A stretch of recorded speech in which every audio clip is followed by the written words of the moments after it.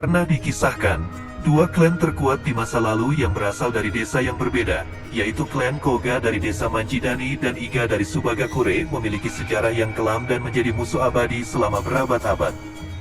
Setelah masa pertempuran mereka selama ratusan tahun, seorang legenda shinobi, yaitu Hanzo Hattori generasi pertama, datang dan berhasil mendamaikan mereka.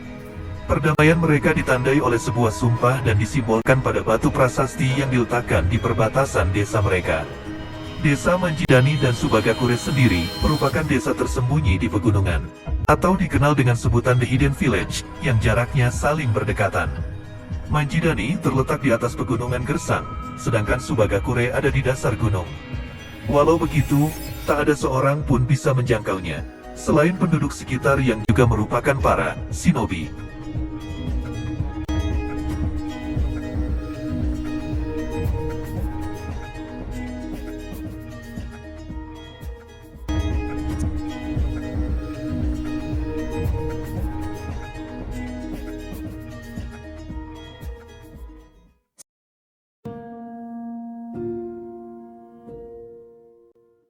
Di awal film, kita dapat melihat seorang shinobi bernama Genosuke, yang juga karakter utama di film ini, sedang duduk di batu sungai dekat air terjun, dan tengah menunggu seseorang datang. Genosuke adalah shinobi terkuat yang berasal dari desa Manjidani, dan juga anggota dari klan Koga. Kita juga diperlihatkan dengan kemampuan khusus yang dimilikinya, yaitu berupa doujutsu, atau kekuatan mata yang mampu membuat benda di sekitarnya terlihat lebih lambat dari dirinya, sehingga dirinya bisa merespon dengan cepat pergerakan di sekitarnya. Begitupun saat dia menatap seorang gadis di depannya, gerakan gadis itu tak hanya lebih pelan, tapi juga sangat mempesona di mata Genosuke. Eits, tunggu. Bukan karena mata Genosuke yang jelalatan. Tapi yang sedang ditunggu Genosuke adalah gadis itu, yang ternyata adalah kekasihnya. Gadis itu bernama Oboro, yang merupakan kunoichi atau ninja perempuan, yang tinggal di desa Subagakure, dan berasal dari klan Iga. Sepasang kekasih ini menjalani hubungan terlarang, karena mereka berasal dari klan yang berbeda satu sama lain. Meskipun saat ini klan mereka sudah berdamai, namun hal itu sangat diharamkan karena mereka masih memiliki perbedaan sudut pandang dari segi ras dan etnis, dan juga masih menganggap musuh satu sama lain. Perbedaan-perbedaan inilah yang membuat Genosuke memiliki tekad yang kuat untuk menyatukan desa mereka menjadi satu kesatuan yang utuh dengan berniat menikahi Oboro. Dikarenakan Genosuke dan Oboro memiliki peranan penting terhadap desa mereka masing-masing, karena mereka berdua adalah calon pemimpin bagi desa mereka. Setelah Genosuke melamar Oboro dengan memberikan sebuah sisir pertunangan, pandangan Oboro seketika tertuju ke arah burung Genosuke. Burung elang ini maksudnya, yang menjadi saksi pertunangan mereka. Sementara itu, di istana Sumpu Ninomaru, yang merupakan istana dari Tokugawa Ieyasu, perwakilan klan Koga dan Iga sedang menghadiri undangan kehormatan untuk mempertunjukkan kemampuan jutsu mereka masing-masing. Di depan seorang pendekar samurai legendaris yang bernama Yagyu Munenori dan juga para petinggi istana. Pertunjukan tersebut dipimpin oleh Hattori Hanzo generasi ketiga yang menyandang gelar ketua umumnya para shinobi. Nah, ini dia nih orang ini. Dan juga berperan sebagai pengawal setia untuk Tokugawa. Dari klan Koga sendiri dipimpin langsung oleh ketua klan mereka yang bernama Danjo, yang juga merupakan kakek dari Genosuke. Sedangkan dari Iga juga dipimpin langsung oleh ketua mereka, yaitu Ogen, yang juga merupakan nenek dari Oboro. Klan Koga mengawali pertunjukan terlebih dahulu dengan mengeluarkan salah satu shinobi terkuat mereka yang bernama Chikuma Kushiro untuk melawan prajurit istana. Kushiro sendiri memiliki teknik menggunakan senjata dengan baik dan mampu melempar puluhan kunai di tangannya dengan akurat, hanya dengan sekali lempar. Ini mengingatkan kita dengan salah satu jutsu milik Tenten, pakai 2N ya, yang ada di serial Naruto, yaitu Sashoryu, namun bedanya tidak dikeluarkan dengan gulungan dan tanpa peledak. Dengan kemampuan khususnya inilah, Kushiro mampu mengalahkan para pasukan istana dengan mudah. Dari klan Iga sendiri juga diwakili oleh salah satu shinobi terkuat mereka yang bernama Yashamaru, yang mampu memanjangkan bulu ketiaknya sebagai jutsu utamanya. Dan bisa menjerat lawannya hingga mati tercekik setelah menghirup aroma tidak sedap yang keluar dari bulu ketiaknya itu. Saat akan membunuh seorang prajurit dengan jutsunya itu, Yagyu Munemori berteriak untuk menghentikan pertarungan. Melihat jutsu-jutsu yang begitu mengerikan yang dimiliki oleh klan Iga dan Koga, Tokugawa Ieyasu ditemani oleh seorang Tenkai atau seorang biksu di istana hanya bisa terdiam menyaksikannya dari atas istana. Pada malam hari seusai pertunjukan, Hanzo Hattori beserta Munemori berada di sebuah ruangan dan menyerahkan sebuah gulungan peta kepada Tenkai.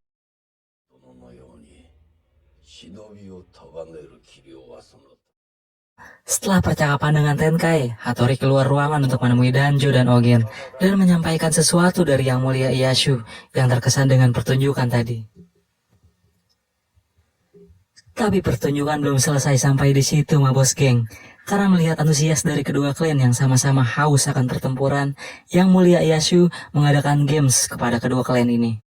Tapi kali ini gamesnya sangat mengerikan dan akan banyak diwarnai pertumpahan darah karena masing-masing dari Iga dan Koga harus menuliskan 5 shinobi terkuat mereka untuk saling bunuh.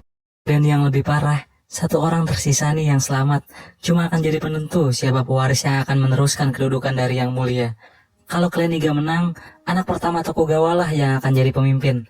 Kalau Koga yang menang, maka anak keduanya yang akan jadi pemimpin. Sungguh game yang tidak manusiawi dan menyesatkan. Sejak saat itu, perjanjian damai mereka dihapus dan game ini akan diadakan 2 hari ke depan. Para perwakilannya pun pulang ke desa mereka masing-masing dan mengumumkan kelima nama yang sudah ditulis untuk mengikuti games hidup mati ini. Ogen dari Iga menyebut 5 nama antara lain Yakuji Jitenzen, Yashamaru, Minonenki, Hotarubi, yang pada saat disebut membuat Oboro heran, padahal anak ini terlihat sangat lemah. Meskipun kita belum melihat jutsunya, tapi nanti akan ada penjelasannya. Dan nama terakhir yang disebut adalah Oboro sebagai pemimpin skuad. Sedangkan dari Koga, Danjo menyebut Muroga Hyoma, Chikuma Koshiro, Kagero, yang juga merupakan shinobi favorit saya nih Mabos Geng. Terus Kisaragi Saimon, serta akan dipimpin oleh Genosuke sendiri. Genosuke yang memiliki tekad untuk menyatukan Iga dan Koga tidak terima dengan permainan yang dibuat oleh para penguasa ini. Tapi Danjo menjelaskan makna shinobi kepadanya.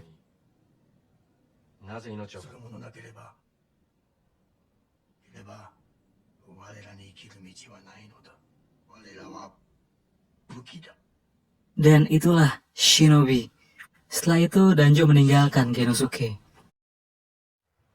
Di sisi lain, Ogen mewariskan sebuah kalung kepada Oboro dan memintanya untuk melanjutkan kepemimpinan desa kepada Oboro. Setelah itu, Ogen pun pergi ke perbatasan desa dan menemui Danjo.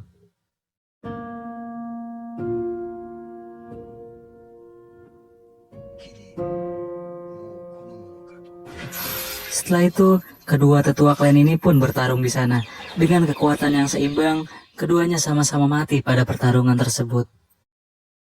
Ketika malam, saat Genosuke pulang ke desa usai menemui Oboro di sungai biasa, dia melihat Danjo yang sudah tergeletak tak bernyawa di rumahnya. Lalu Hyuma menjelaskan mengenai kematian Danjo yang disebabkan oleh pertempurannya dengan Ogen. Merasa nyawa kakeknya terbuang sia-sia demi mengikuti permainan yang mulia, Genosuke pun mengajak 4 orang kelompoknya untuk menuju Castle Sumpu dan menemui Hanjo Hattori, serta mengajak Oboro melalui sebuah surat agar sama-sama meminta perdamaian bagi desa mereka. Dan Oboro pun menuruti kemauan Genosuke. Namun, keinginan Genosuke tersebut ditentang oleh Koshiro yang justru menyukai permainan ini dan sudah lama dia mendambakan indahnya baku hantam. Namun, karena mulai saat ini Genosuke adalah pimpinan klan Koga melanjutkan tahta Danjo yang sudah mati, dia pun meminta kelompoknya agar menuruti perintahnya. Keesokan harinya, mereka pun berangkat dari desa mereka masing-masing menuju Castle Sempu. Beberapa anggota klan berangkat bukan karena menuruti perintah ketua mereka masing-masing, melainkan memang ingin melakukan pertempuran satu sama lain, selagi aturan perdamaian masih dihapuskan. Skuad klan Koga yang sudah berangkat terlebih dahulu berhenti sejenak di tengah hutan dan mengawasi keadaan sekitar melalui Muroga Hyoma, seorang tunanetra yang memiliki kemampuan memprediksi keadaan sekitar lewat benda bertuahnya yang mengandung energi kosmik mungkin. Dan mengatakan 2 orang dari klan Iga sedang mendekat ke arah mereka dan bersiap menyergap. Minonenki, seorang pria yang memiliki naluri binatang buas dari klan Iga, menyerang mereka yang membuat mereka menghindar. Setelah menyergap klan Koga, Minonenki langsung menyerang Kisaragi Saimon dengan serangan brutal. Namun Simon yang memiliki jutsu menghilang ini dengan sangat mudah menghindari serangan Nenki. Kagero pun muncul di tengah pertarungan mereka, yang membuat Nenki melupakan untuk menyerang Simon. Setelah melihat diri Kagero yang gemoy ini, Nenki dengan semangat meloncat ke arah Kagero dan kemudian menciumnya. Persetan lah ya, berantem mah bisa ntar lagi. Tanpa disadari oleh Nenki bahwa Kagero memiliki racun di dalam tubuhnya yang bisa dia keluarkan dari mulutnya tersebut. Nenki pun tewas dengan mulut yang mengeluarkan darah.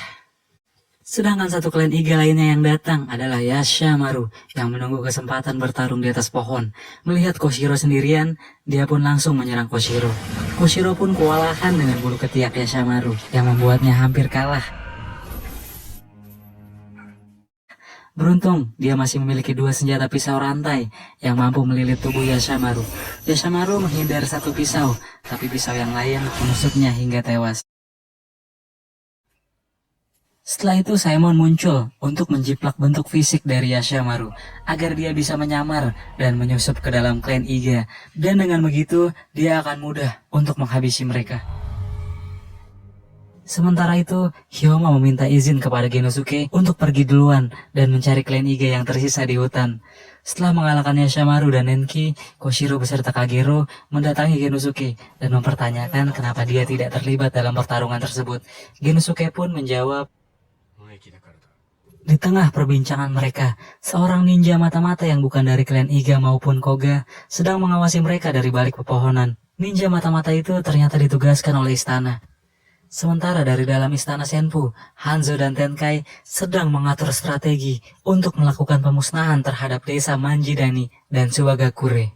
Karena mereka beranggapan jika kedua desa ini tetap ada, maka hal itu akan sangat berbahaya dan berpotensi akan merusak kedamaian dan stabilitas negara.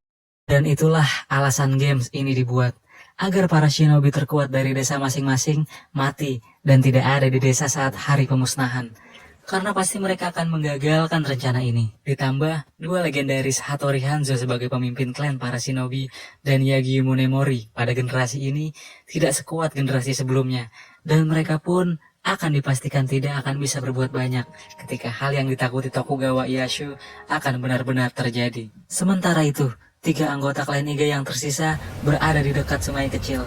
Mereka sedang duduk dan menunggu waktu yang tepat untuk bergerak. Di situ Oboro mengungkapkan kepada Hotarubi bahwa dia menganggap Hotarubi seperti adiknya sendiri. Begitupun Hotarubi yang menganggap Oboro adalah satu-satunya keluarga yang dia miliki. Oboro juga heran mengapa Hotarubi yang masih remaja ini harus diikutsertakan dalam permainan.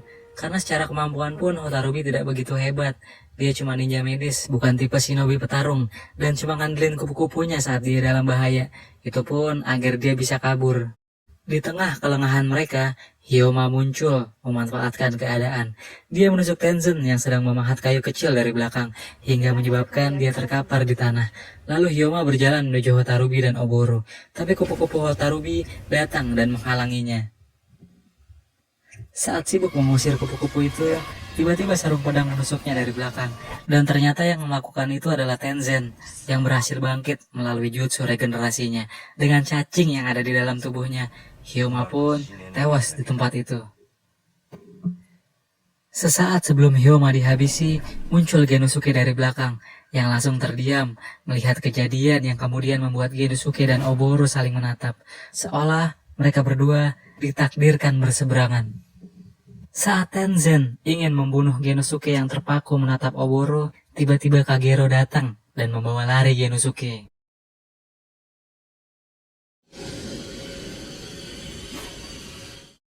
Di saat mereka berhasil selamat, tiba-tiba Kagero mendekap tubuh Genosuke dan mempertanyakan kenapa Genosuke memilih tidak bertarung demi seorang wanita dari pihak musuh.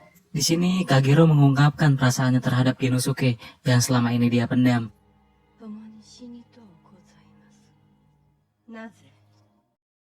Kagero sempat ingin mencium Genosuke, namun dia sadar hal itu akan membuat orang yang dicintainya akan mati.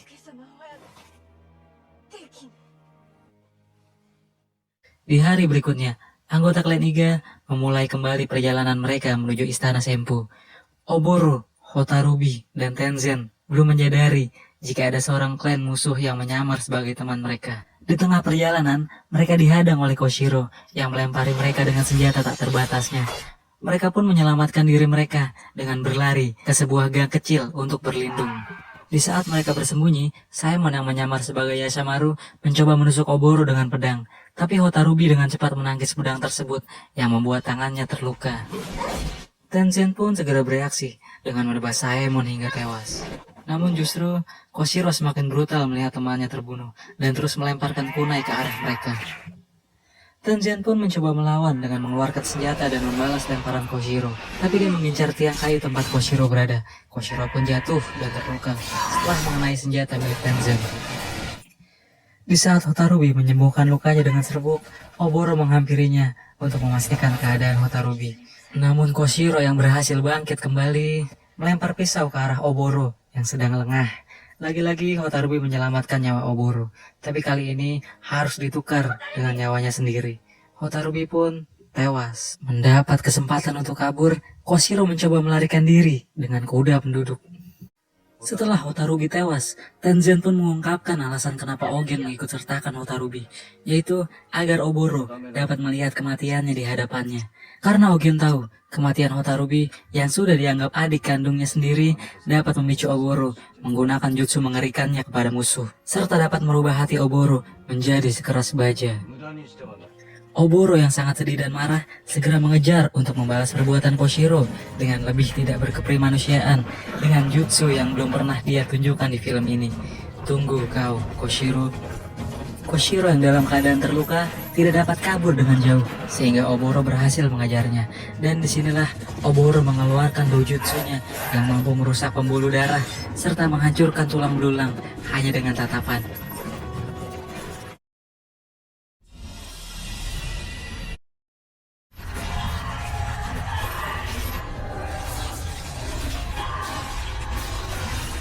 Koshiro pun jatuh karena jutsu ini, dan tanpa ampun, Oboro segera menghabisinya.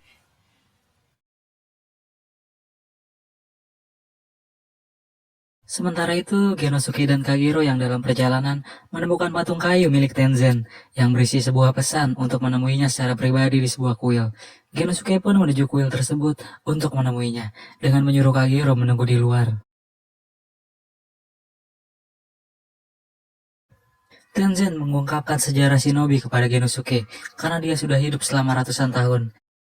Dari era peperangan hingga era yang damai ini. Dia pun menyadari shinobi sudah tidak diperlukan lagi saat ini dan juga selalu mencari cara untuk mati di tangan musuh. Karena itu akan membuatnya mati sebagai shinobi. Tapi sampai saat ini dia belum menemukannya. Karena sudah merasa tidak dibutuhkan lagi, jadi untuk apa ada yang namanya desa shinobi? Dan karena itulah dia juga berencana menghancurkan kedua desa tersebut, Manjidani dan Subagakure, agar tenggelam dalam kegelapan, tanpa seorang di luar pun tahu bahwa pernah ada dua desa itu di dunia ini. Dan Tenzen lah yang menyerahkan peta desa tersembunyi kepada penguasa, agar mereka menghancurkan desa tersebut. Dan Genosuke pun sudah terlambat untuk pulang, karena para prajurit sudah mulai bergerak untuk memusnahkan desa mereka. Satu-satunya cara adalah meneruskan game ini dan tetap menuju istana Senpu untuk menuntut keadilan. Setelah melakukan perbincangan, Tenzen pun menyerang Genosuke secara tiba-tiba dengan senjatanya. Namun Genosuke yang memiliki dojutsu tentu sangat mudah membalikkan serangan tersebut. Meskipun luka akibat serangan Genosuke dapat disembuhkannya dengan cacing-cacing medisnya itu. Genosuke pun pergi meninggalkannya karena merasa tak punya banyak waktu. Setelah itu Kagero datang berniat menghabisi Tenzen, tapi berhasil dihadang oleh Tenzen. Karena Kagero yang gemoy ini cuma bisa ngandelin bibirnya doang, terus dia ngelawan seorang shinobi yang punya pengalaman ratusan tahun bertarung. Ya udah, Kagero dikalahkan dengan mudah oleh si Tenzen. Tapi Tenzen tahu kalau Kagero ini mengandung racun yang mematikan. Kemudian Tenzen mencoba mati dengan merasakan kenikmatan terakhir dengan memasukkan racun ke dalam mulutnya melalui mulut Kagero. Sederhananya nyipok lah, ribet ya bahasanya mabos geng. Dan ternyata racun Kagero berhasil membunuh cacing-cacing di dalam tubuh Tenzen. Dan dia pun mendapat apa yang dia inginkan, yaitu mati. Genosuke yang sudah pergi kemudian kembali ke atas untuk mencari Kagero. Dan dia menemukan Kagero yang sudah sekarat dan tak akan tertolong.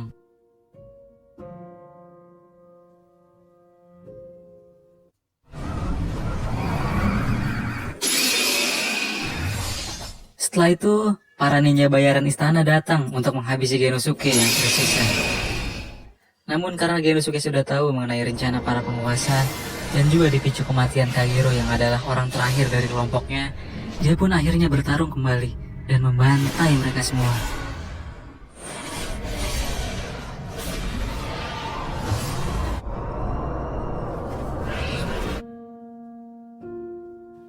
Setelah pertempuran, Genosuke yang sudah merasa tidak memiliki harapan untuk mencapai impiannya mendamaikan kedua desa, lalu berteriak, meluapkan emosinya.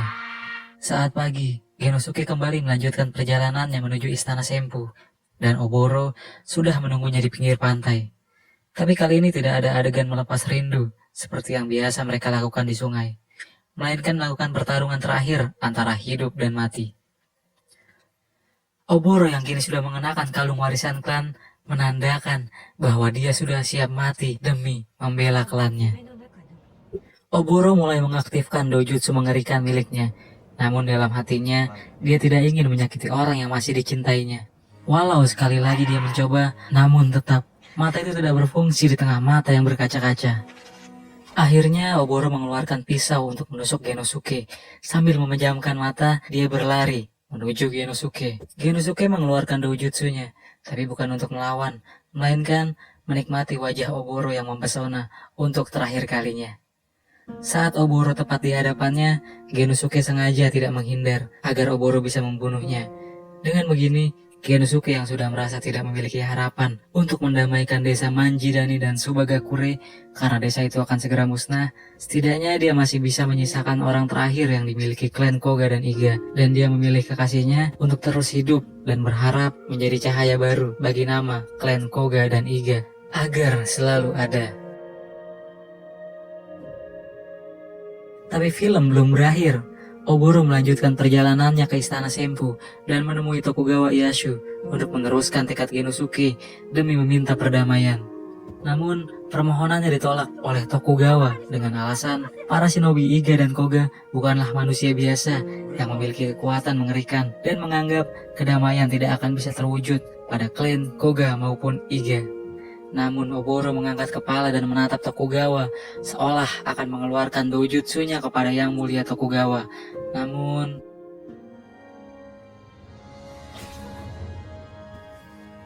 dia memilih membutakan mata penghancurnya untuk selamanya dan kembali memohon. Merasa iba dengan pengorbanan Oboro yang sampai melakukan tindakan senekat itu, Tokugawa pun mengabulkan permohonannya dan menarik kembali pasukan dari Manjidani dan Subagakure. Oboro pun berhasil mewujudkan tekad Genosuke.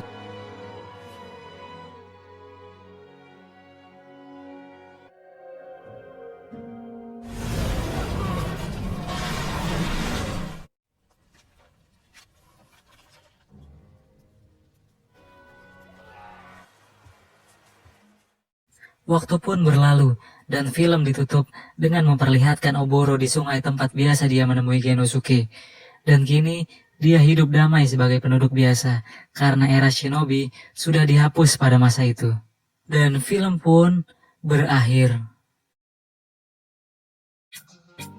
Perjuangan Genosuke dan Oboro patut kita hargai, karena mereka rela mengorbankan apapun demi kedamaian desa.